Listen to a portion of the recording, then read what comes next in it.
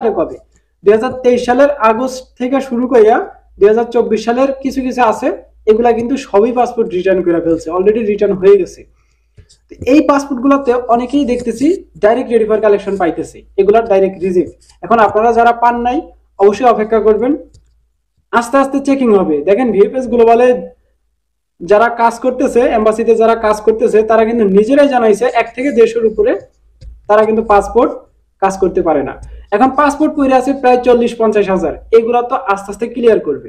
হ্যাঁ, কয়েকদিন আগে দেখছেন যে গণহারে কিন্তু সব রিটার্ন পাসপোর্ট দিয়ে দিছে। রিটার্ন পাসপোর্ট দিয়ে দিছে এই কারণেই যে এই পাসপোর্ট গুলা যদি আপনার যদি অন্য জায়গায় কোনো কাজে লাগান পাসপোর্ট দিয়া, এই কারণে। এবং এর ভিতরে এই ব্যাক দেওয়ার একটা মূল কারণ সেটা হলো কয়দিন পর পরে আপনারা আন্দোলন করছেন, আন্দোলনের বিষয়টা মাথায় রেখে কিন্তু তারা পাসপোর্ট গুলো রিটার্ন দিয়ে দিছে। তো এখন আপনারা পাসপোর্ট নিয়ে এসে হাতে দিয়ে খান, এইটাই আর কি তারা বুঝাইতে চাইছে।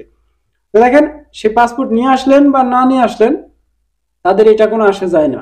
পাসপোর্ট দিয়ে দিছে, এখন তারা চিন্তা মুক্ত এম্বাসি। এবার ধীরে ধীরে এই কাজগুলো করবে। 1 থেকে 150 জন মতো, আগে আমি বলছি যে 1 থেকে 150-এর উপরে পাসপোর্টে তারা কাজ করতে পারে না। এখানে ফেকও আছে, অরিজিনালও আছে, রেডিফার কালেকশন আছে।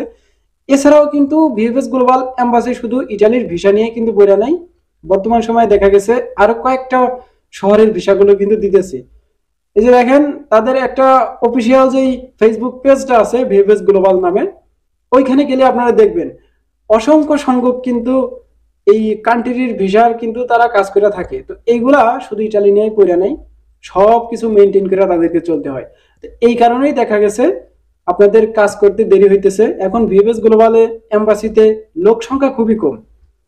এই লোক সংখ্যাগুলো যদি বাড়ায়, তারা যদি নিজেরা দায়িত্ব করে বাড়ায়, যে কয়েক মাসের জন্য বাড়ায়া রিটার্ন পাসপোর্ট গুলা হয় ভিসা দিয়ে দেয়, নাইলে সব রিজেক্ট করে দেয়, এই কাজটা যদি করে তাহলে অবশ্যই সাধারণ জনগণ যারা আছে ভুক্তভোগী, এদের কিন্তু একটা লাভ হয়। যে পাসপোর্ট ব্যাক দিয়ে দিলে দেখা গেছে আপনি যেই মালিকের দ্বারা অ্যাপ্লাই করছেন বা দালালের দ্বারা দিয়ে অ্যাপ্লাই করছেন, তাকে কিন্তু ধরতে পারবেন যে আপনি ফেক কাগজ দিয়েছেন, এটার ভিতরে ভিসা লাগে না, রিজেক্ট করে দিছে। তখন আপনাকে কিছু একটা ওইখানে একটা লাইন থাকবে। কিন্তু এখন কিন্তু কিছু হইতেছে না, পাসপোর্ট হাতে নেওয়া পর্যন্ত, রিজেক্ট পেপার হাতে নেওয়া পর্যন্ত কিন্তু আপনি কিছুই করতে পারবেন না।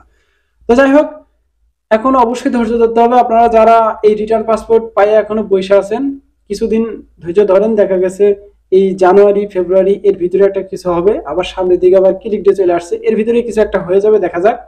এটা এখন ধারণা করা যাইতেছে। এম্বাসি তো আর কোনো প্রকার নিউজ আমাদেরকে সরাসরি দেয় না, জাস্ট কয়েকটা নিউজ ভিএফএস গ্লোবাল যারা থার্ড পার্টি, তাদের মাধ্যমে কিছু আপডেট তাদের ওই ওয়েবসাইটে দিয়ে দেয়, এগুলাই জাস্ট এতটুকুই। আর ওইগুলাই কিন্তু আমি আপনাদেরকে জানানোর চেষ্টা করি, প্লাস কেমন পরিমাণে কালেকশন হইতেছে, এইগুলা কিন্তু আমি আপনাদেরকে জানানোর চেষ্টা করি।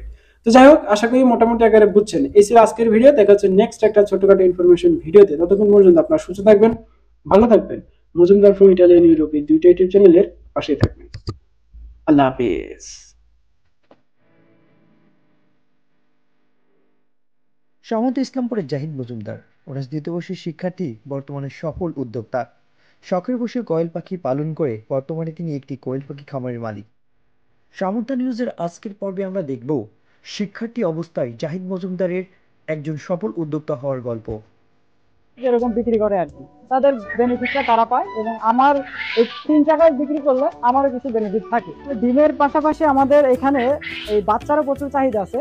তো আমি আগেই বলছি যে আমাদের নিজস্ব ইনকিউবেটরের মাধ্যমে ডিমগুলো আমরা ফুটিয়ে থাকি এবং বাচ্চাগুলো সেল করে থাকি। তো আমাদের এখানে জিরো বাচ্চা দেখা গেছে এক এক সময় এক এক রেট থাকে, সব সময় এক রেট থাকে না। তো এখন এই বর্তমানে বেশি চাহিদা থাকার কারণে বাচ্চার রেটটা একটু বেশি থাকে। নতুন যারা উদ্যোক্তা আছে মানে হইতে চাইতেছে, ওদের বিষয়ে একটু অবশ্যই আমার সাজেশন থাকবে। কারণ দেখেন, এই বাচ্চাগুলা যখন ছোট থাকে এগুলা আহ যে কেউ কিন্তু নিয়ে পুষতে পারবে না। মানে এই ছোট বাচ্চাগুলা যখন ইনকিউবেটরতে বের হয়, তো এগুলা কিন্তু ব্রোডিং করা খুব টাফ ব্যাপার। তো ব্রোডিং করতে করতে দেখা গেছে কয়েকটা বাচ্চা মারাও যায়। ওইগুলা দেখা গেছে কারেন্টে যদি সমস্যা হয় তাহলে বাচ্চা মারা যায়, দেন তারা একটা বড় ধরনের লসের ভিতরে পড়ে যায়। তো আমি সাজেশন করবো যে এই ছোট্ট ছোট বাচ্চা না নিয়ে তারা একটু বড় ধরনের বাচ্চা নিয়ে